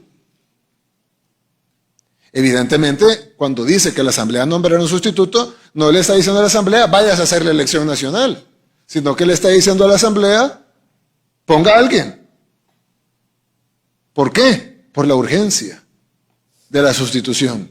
La sustitución nunca se equipara a la elección. Ese es el error de los abogados constitucionalistas que consultaron.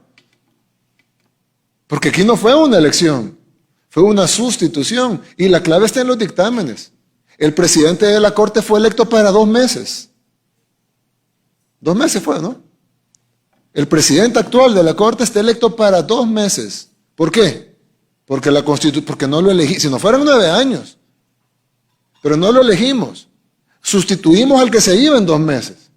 Entonces lo elegimos para sustituir. Y por lo tanto, él solo va a ir a cumplir los 2 meses que le quedaban al presidente actual. Los otros 4 se eligieron por 6 años. ¿Por qué 6? Porque eso es lo que les queda de los 9 años, ya habían pasado 3.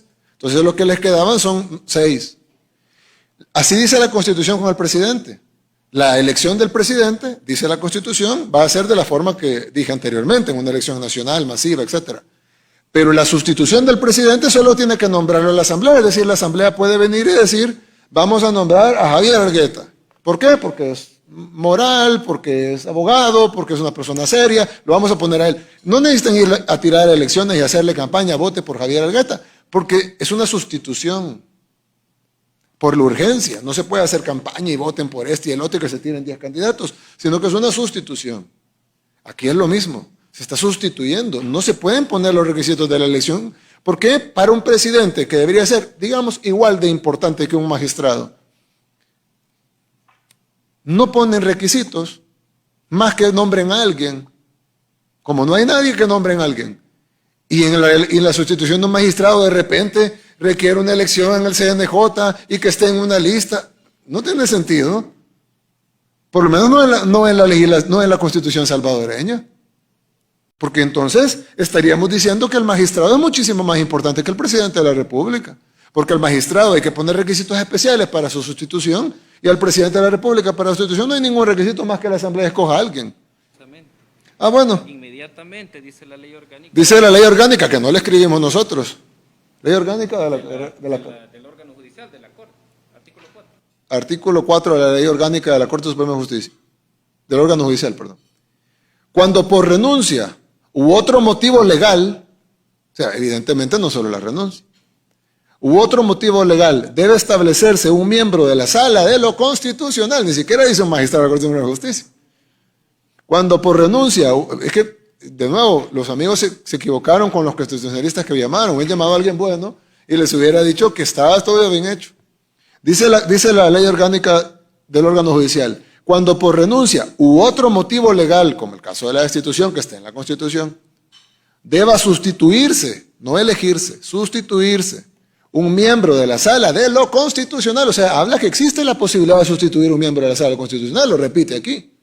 Y ahí desarrolla cómo. El que sea elegido podrá ser designado por la Asamblea Legislativa para que integre dicha sala, o designar a uno de los demás salas de la Corte al momento de la sustitución, como fue lo que hicimos, al momento de la sustitución, no después de un proceso de elección del Senado. Yo no sé de dónde se sacaron eso. De verdad, yo estoy tan asombrado con las condenas, porque la letra de la ley, si cualquier persona que sepa leer, dice, cuando por renuncia, perdón que lo lea de nuevo, pero dice, cuando por renuncia y otro motivo legal deba sustituirse un miembro de la Sala de lo Constitucional, el que sea elegido podrá ser designado por la Asamblea Legislativa para que integre dicha sala. O sea, que designen a alguien, pues. No dice de dónde. Podrá ser designado por la Asamblea Legislativa para que integre dicha sala. O designar a uno de las demás salas de la Corte al momento de la sustitución. Ya, no hagan un proceso, ya, porque urge, como el presidente, pongan a alguien, ¿a quién? Decidan ustedes, pueden elegir a alguien de la población o pueden elegir a alguien de las otras salas, como el caso del presidente de la Corte que viene de la sala de lo civil. Solo agrego algo. Hay una sentencia de la Sala de lo Constitucional que cuando recusaron a 2 magistrados de la anterior sala, que la sala en su sentencia dice que hay imposibilidad de que la sala se quede acéfala. Porque que una sala se quede acéfala sería quebrantar la justicia constitucional. Entonces mandata a la Asamblea Legislativa, a través del artículo 4 de la Ley Orgánica Judicial, a que no puede ni un momento, ni un minuto dejar sola la sala. Porque quien quedaría desprotegido es la tutela de derechos fundamentales. Sí, solo por agregar, presidente. Y gracias. Y dice, podrá ser elegido, el elegido podrá ser designado por la Asamblea Legislativa para que integre dicha sala, o designar a uno de las demás salas de la Corte, como en el caso del presidente de la Corte, que lo elegimos de la sala de lo civil. Y dice después, al momento de la sustitución, si se tratare de un magistrado de cualquiera de las otras salas, o sea, si no fuera la sala de lo constitucional, sino que fuera la civil, tal, el magistrado electo entrará a formar parte de la sala que la Corte designe. Es decir, si fuera sustituido un magistrado de la sala de lo contencioso, no sería la Asamblea la que designaría a qué sala va, sino que la Asamblea elige al magistrado, pero será la Corte Plena la que decide usted va a tal sala. Pero no de la sala de lo constitucional, que fue el caso. En ese caso, es la Asamblea la que designa directamente que va a la sala de lo constitucional y lo puede sacar de un nombre que ellos tengan o de los magistrados ya en otras salas al momento de la sustitución. Y añado, es otro caso donde la Asamblea no puede decidir si lo hace o no, porque hay reserva de ley, o sea, la ley lo obliga a sustituirlo inmediatamente. Sí, no es que ellos pudieron decir, vamos a destituir y luego vamos a hacer un proceso de 3 meses para cambiarlos. Tenía que hacerlo inmediatamente, por ley. Yo quisiera tomar la palabra solo para agradecerle su tiempo y podríamos decir su exégesis que nos ha dado. Al final nos encontramos frente a una lectura oficial de los hechos y a una interpretación oficial. Tal vez como embajadores nos encontraremos también con un grupo que no está completamente de acuerdo con ustedes. Hace parte de nuestro trabajo y hace parte de nuestro trabajo también escuchar a todos. Al final, equivocarse frente a la ley y frente a la interpretación de la ley creo que es un campo todavía más ancho del campo económico, porque viene desde muy lejos. Y a los tiempos de lo latino, a los tiempos de Cicerone, se decía en latín tot capita, tot tribunalia, tanta cabeza, tanto tribunales, para decir que ya en el segundo o tercer siglo antes de Jesucristo, interpretar la misma ley era una cosa muy difícil. Yo creo que como embajadores le agradecemos su tiempo, su interpretación y, bueno, y también la posibilidad de poder compartir con usted y de poder trabajar juntos para el bienestar de este país. Muchas gracias. Muchas gracias, Nuncio. Muchas gracias, presidente, y muchas gracias por este espacio de nuevo. Como lo dije la última vez, creo que estos espacios de diálogo son muy, muy importantes y aprecio mucho su tiempo. Usted mencionó que quería que su país fuera como Canadá, pero lo que le estaba mencionando al señor Argueta antes de que usted llegara es el cariño por El Salvador que tiene Canadá, mi persona también, pero Canadá en su conjunto y los lazos de pueblo a pueblo tan fuertes que tenemos entre los dos países, ¿verdad? El embajador de la Unión Europea mencionó que Canadá ha hecho un comunicado, también mi Cancillería lo hizo, donde manifestamos la preocupación, pero donde pusimos que para nosotros la separación de los poderes y la independencia judicial son piedras angulares de democracia, ¿verdad? Porque usted nos hizo una buena, en su intercambio presentó en términos de lo que es una democracia, pero para nosotros estos dos temas son fundamentales y por eso nos pronunciamos, porque independientemente de lo que nosotras podemos reportar a nuestras cancillerías o nuestro gobierno, lo que se vio el sábado, y independientemente de nuevo, de verdad, de lo que yo pudiera haber escrito en ese momento, se vio en la noche un sábado la destitución de un poder, del poder máximo judicial y de un fiscal general.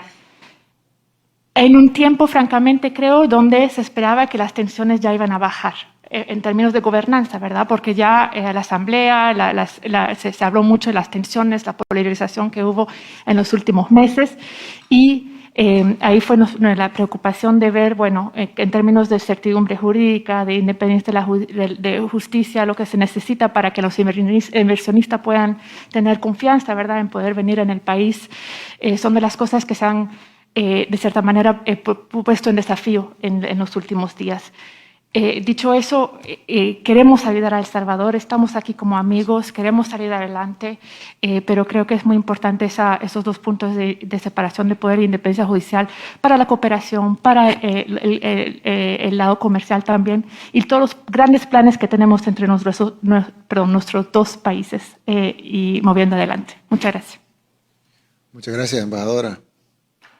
Y gracias por toda la cooperación también que nos ha brindado, y con el despacho de la primera dama también, en programas que han hecho en conjunto y todo. Estamos muy contentos con todo lo que estamos haciendo, y decirle que como toda corte constitucional o tribunal o corte suprema, depende cómo se llame en cada país, pues siempre son electos por políticos de diferentes formas, nominados por el presidente, ratificados por el Senado, escogidos por el Congreso, etcétera.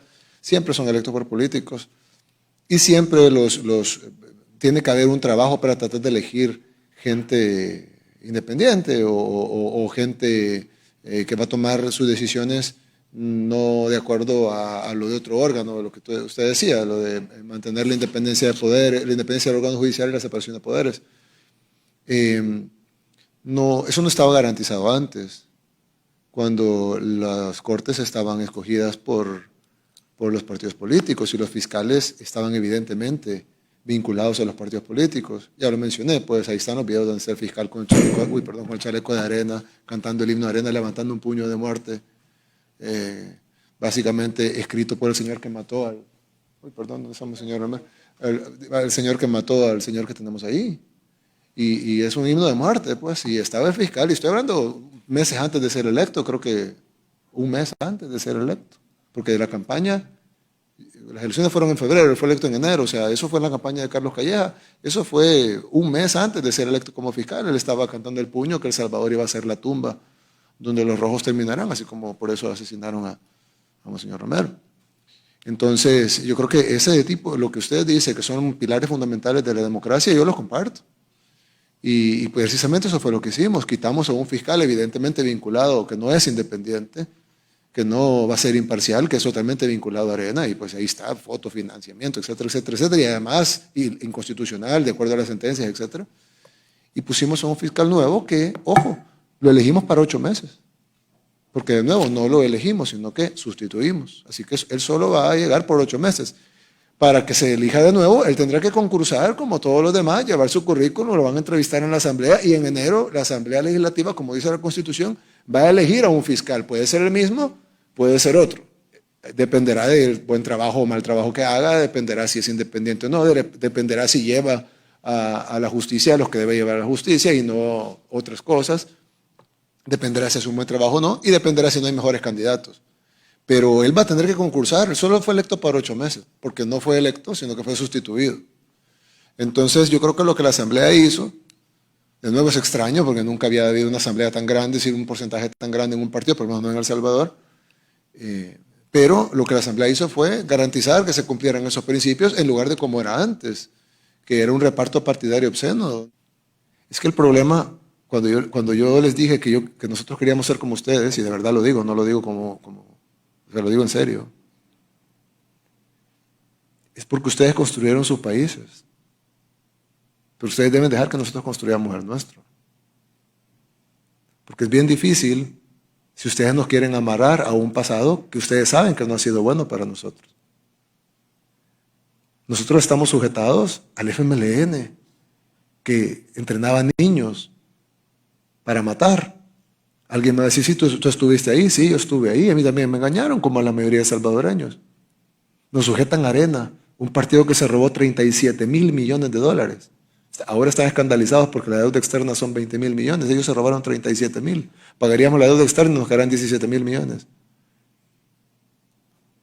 Entonces, si ustedes nos siguen sujetando a las cosas que nos han mantenido en el subdesarrollo, nunca nos vamos a desarrollar.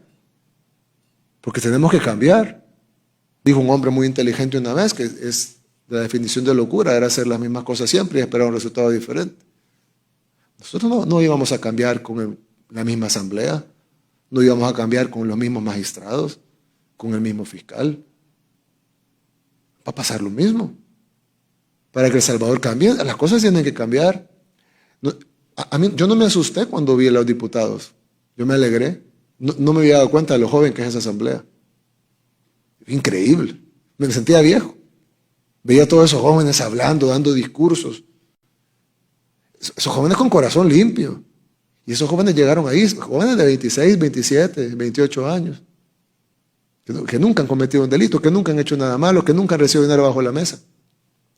Ustedes se reúnen siempre con gente que ha recibido sobresueldos. Por ejemplo, en Fusades, ¿quiénes están ahí? El hermano de Javier Simán, que mandó $20 millones a Panamá para evadir impuestos. El presidente de Fusades. ¿Quién es el director ejecutivo? Una persona que era el secretario jurídico de Tony Saca.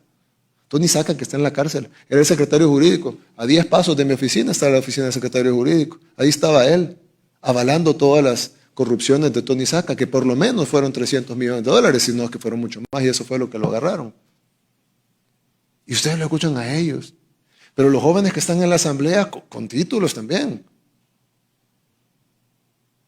Uno de los vicepresidentes de la asamblea tiene una licenciatura, 2 maestrías, toca violín, piano, no sé qué otros instrumentos, y ahora es político. Y la otra diputada, que fue una de las que tuvo la moción de destitución, tiene 3 maestrías. Y tiene, yo no sé qué hora sacaron tantas maestrías, tiene como 28 años. Y son jóvenes que quieren cambiar el país. La otra diputada, que fue ministra, Suecia Calleja, que fue ministra de Cultura, es bailarina, abogada, ha sido ministra. Todos estallaron en aplausos, menos los mismos de siempre, el grupito que estaba en la esquina, Margarita Escobar, la que recibía sobresueldos, Carlos Reyes, que tiene 125 propiedades a su nombre. No estoy hablando de lo que tenga con prestanombres o lo que, no, a su nombre. Tiene actualmente 125 propiedades. En el CNR se puede consultar, cualquier persona con DUI puede consultar. Tiene 125 propiedades a su nombre. Cuando se le consultó, dijo que él ha ido comprando con sus ahorros. Ellos eran los que estaban tristes. Ahí estaban con caras. No hallaban qué hacer. No hallaban dónde meterse. Ellos estaban tristes. Los jóvenes estaban felices. Que están cambiando su país. Ellos han dicho, nosotros hemos venido a cambiar el país, no hemos venido a hacer lo mismo que hacían los de antes. Entonces lo que yo les pido es, déjenlos cambiar el país.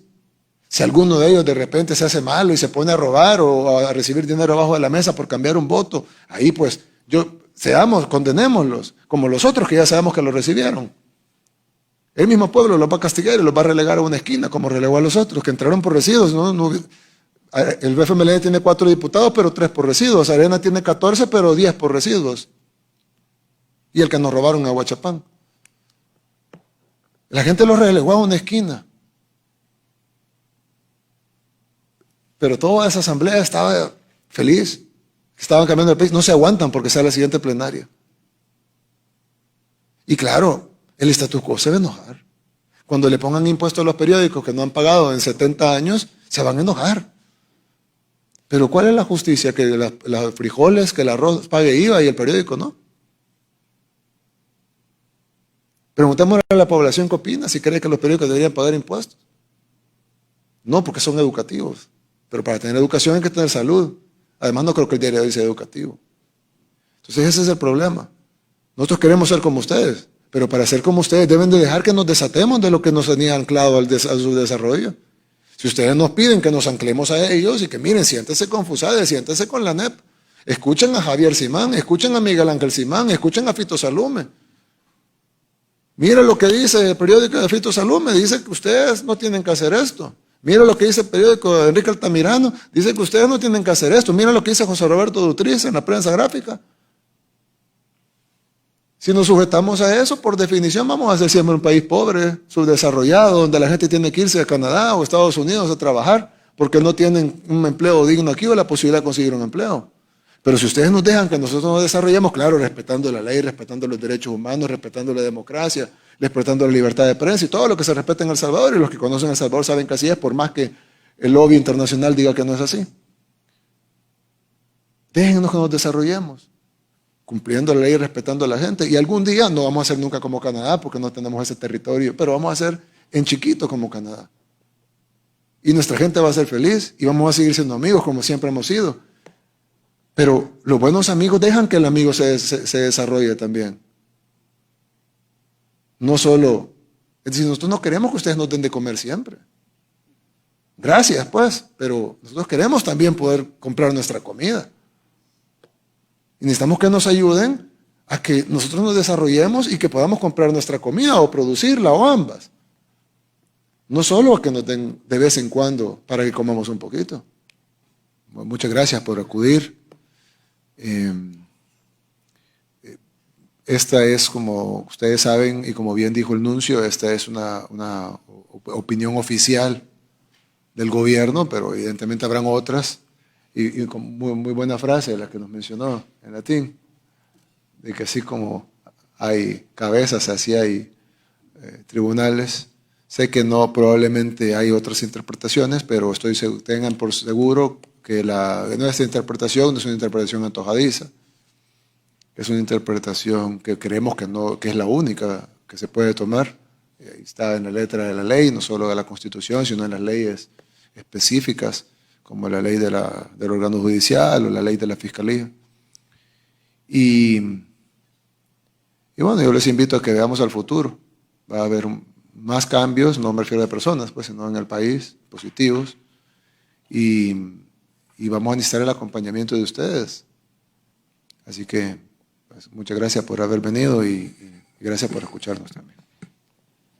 Damos por finalizada esta reunión y agradecemos a los excelentísimos señores embajadores y honorables jefes de misiones diplomáticas acreditados en El Salvador por haber asistido. Asimismo, el señor presidente de la República de El Salvador, Nayib Bukele, continuará con las actividades de la agenda presidencial.